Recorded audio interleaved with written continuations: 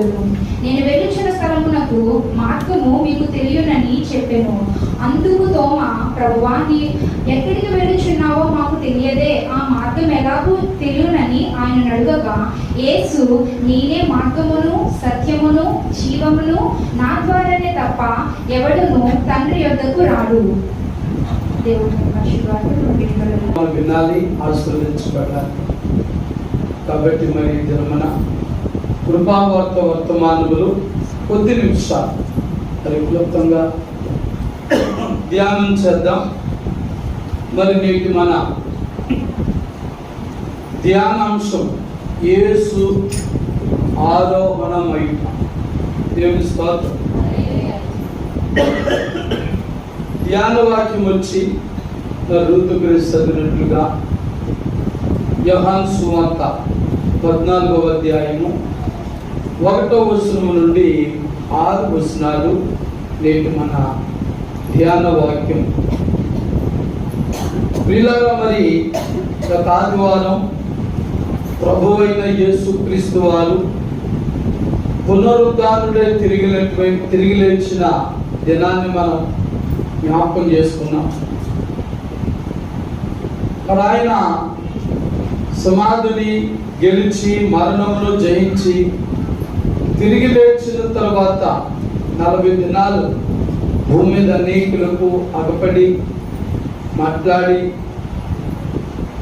ఆయన తిరిగి పరలోకమునకు ఆరోహణమవుతున్న సమయంలో ఆయన శిష్యులతో ప్రభువారు పలికిన విలువైన మాటలే ఈ యోహాను సువార్త 14వ అధ్యాయం. దేవుని స్తోత్రం. కనుక పిల్లల మరి ఇక 6 వచనాలు మరి మీతో మాట్లాడడం కానీ 3వ వచనంలో 3 ప్రాముఖ్యమైన మాటలు మీకు జ్ఞాపకం చేసి ముగిస్తాను. 3వ వచనం చదువుదాం. నేను వెళ్ళి మీకు స్థలము సిద్ధపరిచిన ఎడల నేనుండు స్థలములో మీరును ఉండులాగున మరలా వచ్చి నా యొద్ద నుండుటకు మిమ్మును తీసుకొని పోగుదును. దేవుని స్తోత్రం. ప్రియులారా, ఈ వచనములో 3 ప్రాముఖ్యమైన మాటలు ఉన్నాయి. యేసయ్య భూలోకము నుండి పరలోకమునకు వెళ్ళడానికి గల కారణం కనపడుతుంది. అలాగే మరి గత ఆదివారం వరకు లేక గత శనివారం కాకముందు శనివారం వరకు కూడా మరి 40 దినాలకు ఒక ప్రత్యేకత ఉన్నట్లుగా మనం చూసాం. మరి ఆయన కన్యకైన మరియా గర్భంలో జన్మించడానికి ఒక కారణం ఉంది. ఏంటా కారణం అంటే భూలోకములో ఉన్న మానవులందరినీ కూడా వారి పాపముల నుండి వారిని విడిపించడానికి వచ్చిన కారణం. ఆయన వచ్చారు, ఆయన పనిని నెరవేర్చారు. మరి ఆ పనిని నెరవేర్చి యోహాను సువార్త 14వ అధ్యాయంలో ఆయన మరలా తిరిగి పరలోకమునకు వెళుచున్నట్లుగా చూస్తున్నాం. ఆ వెళ్ళేటువంటిది కూడా ఎవరి కోసమని ఇక్కడ మనకు తెలియజేస్తుందంటే మన కోసమే. దేవుని స్తోత్రం. పిల్లలు అక్కడ ప్రభు చెప్తున్నాడు. మొదట ఇందులో 3 మాట్లాడితే మీకు స్థలము నేను వెళ్ళి మీకు స్థలము సిద్ధపరచుదును అంటున్నాడు. దేవుని స్తోత్రం.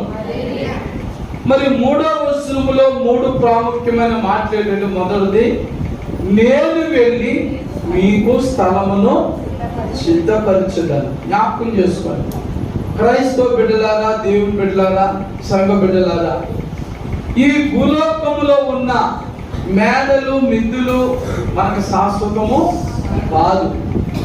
అందుకే 2వ కొరింథీ పత్రిక 5వ అధ్యాయం 1వ వచనం మనం చదివితే అక్కడ ఒక మాట ఉంటారు. భూమి మీద మన గుడారమైన ఈ నివాసము శిథిలమైపోయినను చేతి పని కాక దేవుని చేత కట్టబడినది నిత్యమైనదైన నివాసము పరలోకమందు మనకున్నది. దేవుని స్తోత్రం. అదిగో మనది మాట. ఆ మాటే ప్రభు అయిన యేసు క్రీస్తు వారు చెప్తున్న మాట. మరి అక్కడ అపోస్తలుడైన పౌలు గారు కొరింథీ సంఘానికైతే చెప్పాడు, కానీ అంతకంటే ముందుగా ప్రభు చెప్పిన మాట, నేను వెళ్ళి మీకు స్థలము సిద్ధపరచుదును. దేవుని స్తోత్రం. ఎందుచేత భూలోకం ఎవరికి శాశ్వతం కాదు. భూలోకం ఎవరికి శాశ్వతం కాదు. మొన్న వీడియోలో యూట్యూబ్లో ఒక వీడియో చూస్తాను. అందులో హెడ్డింగ్ ఏం పెట్టారంటే, ఈయనను దేవుడు మర్చిపోయాడని పెట్టారు. ఏంటంటే ఈయనను దేవుడు మర్చిపోయాడు. ఏంటో బాబు కింద చూస్తే అతనికి 180 సంవత్సరాలట. బెంగళూరు వాస్తవుడట. మరి గతంలో వారణాసిలో ఉద్యోగం చేసాడట. ఎన్ని సంవత్సరాలండి? 180 సంవత్సరాలు. దేవుడితో మర్చిపోయాడు, చంపాడు, మర్చిపోయాడని రాశాడండి మ్యాటర్. లేదు, ఎన్ని సంవత్సరాలు మానవుడు బ్రతికినా ప్రతి మానవుడు ఏదో ఒక రోజున ఏదో ఒక సమయంలో చనిపోవాలి. పాత నిబంధనలో మనం చూస్తే మరి బెంగళూరు వాసుడు అయితే 180 సంవత్సరాలు బ్రతికి ఇంకా ఉన్నాడు. కానీ పాత నిబంధనలో 900 సంవత్సరాలు బ్రతికిన వారు ఉన్నారు. దేవుని స్తోత్రం. ఎన్ని వందలండి? 900 పైబడి బ్రతికిన వారు ఉన్నారు. అయినా వారు ఏదో రోజున చనిపోయారు. ఒకానొక రోజున చనిపోయారు. నిజమే. భూలోకములో నీవైనా నేనైనా ఎవరమైనా ఎంత కాలము బ్రతికినా ఏదో ఒక రోజు మరణించాలి. ఆ మరణించినప్పుడు అది నాది ఇది నాది అనుకున్న మేడలైనా మిద్దెలైనా ఆస్తులైనా అంతస్తులైనా కారులైనా ఏవైనా సరే భూలోకములో మనం ఏమి సంపాదించినా అవి ఎక్కడే ఉండిపోతాయి. చూడండి, అవి ఎక్కడే ఉండిపోతాయి. అలాంటి వాటి కోసం మనం భేదాలు పెట్టుకుంటున్నాం, కక్షలు పెట్టుకుంటున్నాం, అస్సులు పెట్టుకుంటున్నాం, గోడలు పెట్టుకుంటున్నాం. చూసారా, ఎన్నెన్ని సమస్యలు పెట్టుకుంటున్నామో మనకు తెలుసుకుంటున్నాం. అది తెలిసిన ప్రభు వారు చెప్పిన మాట అదే మాట. అపోస్తలుడైన పౌలు గారు అక్కడ ఏమన్నాడు? భూమి మీద మన నివాసాలన్నీ ఏదో రోజున కానీ శిథిలం అవ్వకుండా ఉండే గృహం ఒకటి ఉంది. పరలోక రాజ్యంలో ఇల్లు, పరలోకపు ఇల్లు. హల్లెలూయా. అందుకే ఇక్కడ 3వ అధ్యాయంలో ప్రభు అయిన యేసుక్రీస్తు వారు తమ శిష్యులతో చెప్పుకున్న గొప్ప మాట ఏంటంటే, ఇదిగో నేను మీకు స్థలము సిద్ధపరచ వెళ్ళుచున్నాను. దేవుని స్తోత్రం. హల్లెలూయా. ఇక నేను స్థలము సిద్ధపరచ వెళ్ళుచున్నాను. ఆ స్థలములో మనము ఉండాలి. ఆ స్థలము నీకు నాకు కూడా. అందుచేత భూలోక సంబంధించిన ఈ స్థలముల మీద మనం మనసు పెట్టొద్దు. అవి కావాలి. తినడానికి తిండి కావాలి, కట్టడానికి బట్ట కావాలి, ఉండడానికి ఇల్లు కావాలి. అవి చాలు మనం. అంతేగాని దురాశకు పోయి ఏది సంపాదించినా అవి భూలోకంలో మనకు శాశ్వతము కాదు. ఏది శాశ్వతం అంటే పరలోకమే శాశ్వతం. దేవుని స్తోత్రం. ఏది శాశ్వతం అంటే పరలోకమే శాశ్వతం. అందుకే ప్రభు అయిన యేసుక్రీస్తు వారు మొదటిసారి ఆయన గొర్రె పిల్ల వలె వచ్చి హెబ్రీ పత్రికలో రక్తము సిందించినదే పాప క్షమాపణ కలుగుదని చెప్పిన రీతిగా ఆయన లోకానికి మొదటిసారి వచ్చి భూలోక మానవులందరినీ రక్షించడానికి ఆయన విలువైన అమూల్యమైన పవిత్రమైన రక్తమును సిందించి, ఇదిగో ఈ రక్తంలో మీ పాపములను, మీ అతిక్రమములను, మీ దోషములన్నింటినీ కడిగి వేసుకోండి. ఈ లోపల నేను వెళ్ళి మరలా పరలోకానికి వెళ్ళి మీ కొరకు స్థలము సిద్ధపరుస్తాను అని చెప్పాడు. దేవుని స్తోత్రం.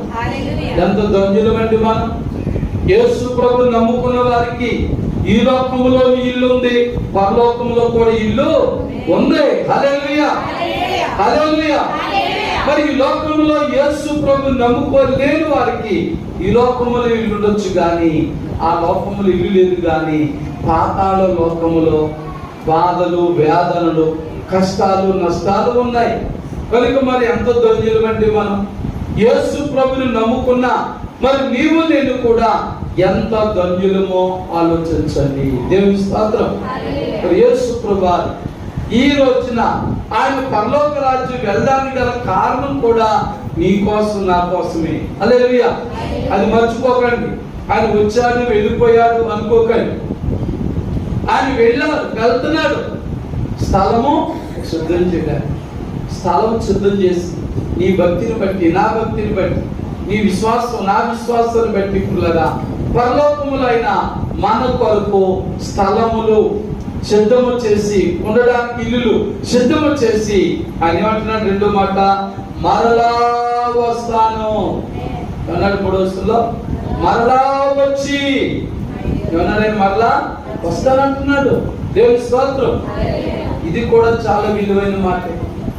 చాలా మంది అనుకుంటున్నారు ప్రభువారు ఆలస్యం చేస్తున్నాడు.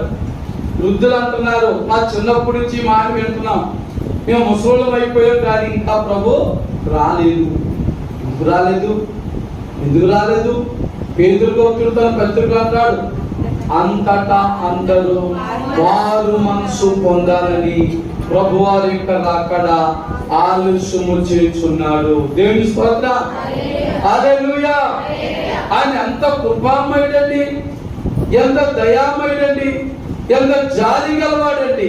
మరి నీవు నేను కూడా మార్పు చెందే వరకు, పరిపూర్ణమైన వ్యక్తులుగా అయ్యే వరకు ఎదురు చూస్తున్నాను. ఇంకా నమ్ముకోలేని వారు ఎంతో మంది ఉన్నారు. అలాంటి వారికి కూడా ఒక అవకాశం ఇస్తా ఉన్నాడు. దేవుని స్తోత్రం. అలాంటి వారికి ఒక అవకాశం ఇస్తున్నాడు. కానీ ఇక్కడ ఏమంటున్నాడంటే, ఇదిగో నేను వెళ్తున్నాను. మొదటి మాట ఏం చెప్పి, నేను వెళ్తున్నాను స్థలం సిద్ధం చేయడానికి. రెండో మాట చెప్తే, నేను మరలా వస్తాను. దేవుని స్తోత్రం. ఇల్లు అక్కడ ఉండిపోను. చెప్పండి, ఇల్లు అక్కడ నేను ఉండిపోను, నేను మరలా వస్తాను. దేవుని స్తోత్రం. హల్లెలూయా. మరలా నేను వస్తానంటున్నా. చూద్దాం బైబిల్ గ్రంథంలో మత్తయి సువార్త 16వ అధ్యాయం 27-28 వచనాలు చదువుదాం. మత్తయి సువార్త 16వ అధ్యాయము. మనుష్య కుమారుడు తన తండ్రి మహిమ గలవాడై తన దూతలతో కూడా ఆమేన్ హల్లెలూయా. తన దూతలతో రాబోచున్నాడు. దానిని మనము రెండవ రాకడ అంటున్నాం. చెప్పండి, ఏ రాకడ? మొదట రాకడైన మానవులను రక్షించడానికి వచ్చాడు. మరి రెండవ రాకడ ఎవరైతే రక్షించబడి, పాపములు కడగబడి, పరిశుద్ధులుగా, నీతిమంతులుగా, యథార్థవంతులుగా ఉన్నారో వారిని తీసుకుని వెళ్ళడానికి వస్తున్నారు. హల్లెలూయా. చదువుతారు మళ్ళా. మనుష్య కుమారుడు తన తండ్రి మహిమ గలవాడై తన దూతలతో కూడా రాబోచున్నాడు. దేవుని స్తోత్రం. ఆయన తిరిగి లేచిన తర్వాత 2025 సంవత్సరాల క్రితం ఆయన నీ కొరకు, నా కొరకు కూడా ఆయన పరలోకానికి వెళ్ళాడు. ఆయన స్థలములు సిద్ధపరచడానికి వెళ్ళాడు. ఆయన వెళ్ళి నేటికి 2025 సంవత్సరాలు లేదా 2024 సంవత్సరాల 4 నెలలు పూర్తవుతున్నాయి. దేవుని స్తోత్రం. కానీ చాలా మంది 2000 సంవత్సరాల కంటే ముందు 2019, 18 సంవత్సరాల్లోనే ప్రవచనాలు పలికారు, క్రైస్తవులు పలికారు. ఆయా గ్రంథాల వారు కూడా ప్రవచనాలు చెప్పారు. క్రైస్తవులు అయితే 2000 సంవత్సరం పూర్తయ్యేసరికి లోకం అంతమైపోతే ప్రభు వచ్చేస్తాడని చెప్పారు. కానీ చాలా మంది గ్రంథాలు చదివిన వారైతే 2000 సంవత్సరాలు వచ్చేసరికి లోకం అంతం వచ్చేస్తుంది అన్నారు. వచ్చిందా? అనేక మంది అబద్ధ ప్రవక్తలు ప్రవచించిన ప్రవచనాల ప్రకారంగా ప్రభు అక్కడ రాలేదు. అలాగే అనేక గ్రంథాల వారు చెప్పినట్లుగా 2000 సంవత్సరానికి లోకాంతము కూడా రాలేదు. నాటి నుంచి నేటికి ఎన్ని సంవత్సరాలు అయిందండి? 25 సంవత్సరాలు అయిపోతుంది. ఈ 25 సంవత్సరాలు ఏంటంటే గ్రేస్ పీరియడ్ అనుకోండి, కృపాకాలం అని దేవుడు కృప చూపి మనం బ్రతికించాడు. నేటికి 25 సంవత్సరాలు బట్టి ఆయన కృప చేత మనం బ్రతుకుతున్నాం. దేవుని స్తోత్రం. ఒకవేళ గ్రంథాలు చెప్పిన వారు చెప్పినట్టుగా చూస్తే 25 సంవత్సరాల క్రితమే ఈ లోకం అంతరించిపోవాలి. బైబిల్ ప్రవక్తలు చెప్పినట్లుగా, బైబిల్ అంటే బైబిల్ నమ్ముకున్న చాలా మంది విదేశీ ప్రవక్తలు చెప్పినట్లుగా 2000 సంవత్సరాల ప్రభు రాకడ వచ్చేస్తుందని వారు చెప్పినట్లుగా కూర్చుంటే 20 సంవత్సరాల క్రితమే జరిగిపోవాలి. కానీ పిల్లరా, వచ్చేవాడు ఆలస్యం చేస్తున్నాడు. ఏం చెప్తాను? వచ్చేవాడు ఆలస్యం. ఈరోజు మనం మార్పు చెందుతామేమో, రేపు మార్పు చెందుతామేమో. నా ప్రియ బిడ్డలు, ఎవరు నశించటం ఆయనకి ఇష్టం లేదు. దేవుని స్తోత్రం.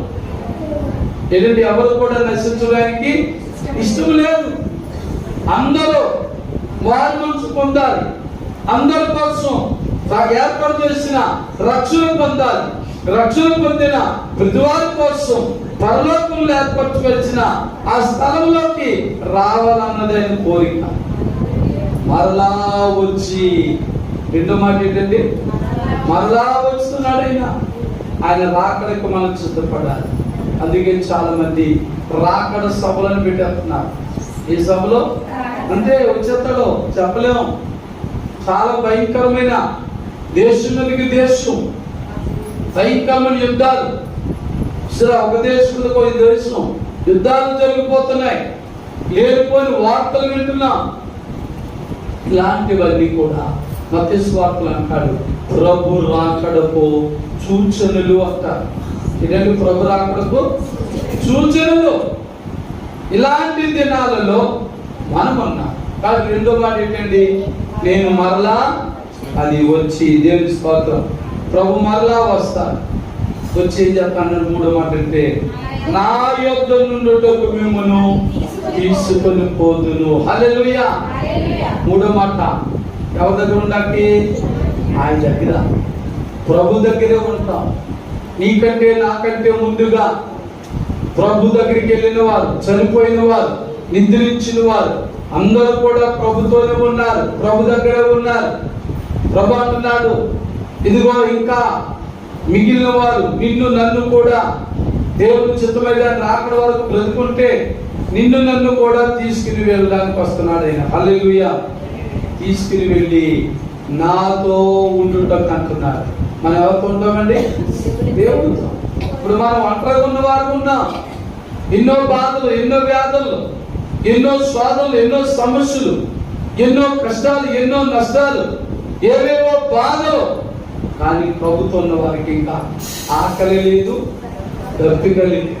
నిత్యము తెల్లని వస్త్రాలు ధరించుకుని నిత్యము కూడా దేవుని నామ స్మరణలోనే ఉంటారు. హల్లెలూయా, హల్లెలూయా, స్తోత్ర గానాలు చేస్తానే ఉంటారు. హల్లెలూయా. అదేంటి మూడో మాట. ఈ మాట కూడా కొన్ని మాటలు మనం చదువుకుని ముగించుకుందాం. మరి ఇందులోనే మొత్తం యోహాను సువార్తలోనే 17వ అధ్యాయం 24వ వచనం చదువుదాం. అమ్మా, తండ్రి నేను ఎక్కడ ఉందునో అక్కడ నీవు నాకు అనుగ్రహించిన వారును నాతో కూడా ఉండవలెను. దేవుని స్తోత్రం. ఏమంటే నేను ఎక్కడ ఉందునో నా వారు కూడా నాతో పాటు అక్కడే ఉందును. దేవుని స్తోత్రం. మరొక మాట చూద్దాం. 2వ కొరింథీ పత్రిక 5వ అధ్యాయం 8వ వచనం కూడా చదువుతాం. 2 కొరింథీ అమ్మా, ఇట్లు ధైర్యము కలిగి చూడండి, ఈ దేహమును విడిచిపెట్టి ప్రభువునొద్ద నివసించుటకు ఆమేన్. హల్లెలూయా. ఎంతమంది ఇష్టపడుతున్నారు ఈ దేహమును విడిచిపెట్టి దేవునితో నిత్యము కూడా జీవించడానికి? మరి ఎంతమంది ఇష్టపడుతున్నారో ప్రశ్నించుకోండి. మరి ఆఖరి మాట మొదటి దశలోని పత్రిక 4వ అధ్యాయము 17వ వచనం చదువుదాం. మొదటి దశలోని పత్రిక 4వ అధ్యాయం చూడండి. ఆ మీదట సజీవులమై నిలిచుండు మనము వారితో కూడా ఏకముగా ఎవరిని? ప్రభుని ఎదుర్కొనుటకు ఆకాశ మండలమునకు మేఘముల మీద కొనుక్కోబడదుము. దేవుని స్తోత్రం. అదండి ఈ 40 దినాల శ్రమ దినాల కాలములో ప్రభు మరణించి 3వ దినమును తిరిగి లేచి ఆ తర్వాత 40 దినాలు భూలోకములో ఆయన ఉండి పరలోకమునకు ఆరోహణం అవడానికి గల 3 ప్రాముఖ్యమైన కారణాలు ఏంటంటే, మొదటిది స్థలము సిద్ధపరచడానికి. నీకు నాకు స్థలము సిద్ధపరచడానికి వెళ్తున్నాను. స్థలము సిద్ధమైపోయిన తర్వాత భూలోకంలో నీవు నేను కూడా పరిపూర్ణంగా సిద్ధపడిన తర్వాత ఆయన మరలా వస్తున్నాడు. దేవుని స్తోత్రం.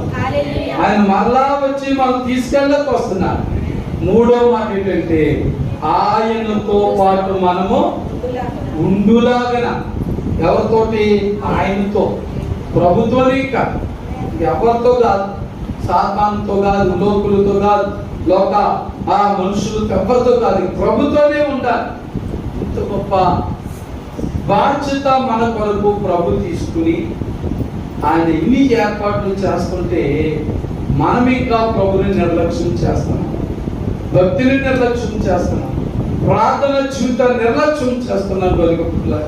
ఒక్క నిమిషం ఈ 3 మాటలు జ్ఞాపకం చేసుకుని ప్రభువారు నీ కొరకు నా కొరకు ఎంత త్యాగం చేసి మరి ఏర్పాట్లు చేస్తున్నాడో మోకరించి ప్రభు సన్నిధిలో ఒక్కసారి ఈ కృపావార్త వర్తమానం నిలుచున్న ప్రతి ఒక్కరము కూడా మనల్ని మనము పరీక్షించుకుందాం, పరిశోధించుకుందాం. పిల్లగా మనల్ని మనం ఒకసారి పరీక్షించుకుని పరిశోధించుకుని ప్రార్థన చేసుకుందాం. ప్రేమమయుడా యేసయ్య, మీకే వందనాలు స్తోత్రములు నాయన. ఇదిగో తండ్రి, నేటి మా యొక్క ధ్యానాంశం వచ్చి యేసు ఆరోహణమవుట అని చెప్పుకుందాం. ధ్యాన వాక్యం వచ్చి యోహాను సువార్త 14వ అధ్యాయం 1 నుంచి 6 వచనాలు చదువుకున్నాం. ఇందులో 3వ వచనములో 3 ప్రాముఖ్యమైన విషయాలు ధ్యానం చేస్తాం తండ్రి. మొదటిది, నీ పరలోకమునకు వెళ్ళేది మాకు స్థలము సిద్ధపరచడానికని. రెండోది, మళ్ళా నువ్వు రెండోసారి తిరిగి వచ్చి మమ్మల్ని తీసుకుని వెళ్ళిపోవడానికని. మూడోదిగా, మేము చిరకాలం నిత్యము నీతో కూడా ఉండినట్లుగా మేము నేర్చుకున్నాం. అలాంటి సిద్ధపాటు నాకు, నా సంఘానికి, ఈ కృపావార్త వర్తమానం నిలుచున్న ప్రతి క్రైస్తవునికి, ప్రతి విశ్వాసికి దయచేయమని మా ప్రభును ప్రియరక్షకుడైన యేసు క్రీస్తు పరిశుద్ధ నామంలో ప్రార్థించి వేడుకొంచున్నాం తండ్రి. ఆమేన్. దేవుని స్తోత్రం. ఇంతవరకు కూడా మరి కృపావార్త వర్తమానంలో చక్కగా విన్నా మరి మీ అందరికీ ప్రభువు వందనాలండి. God bless you, God bless all. Amen, amen.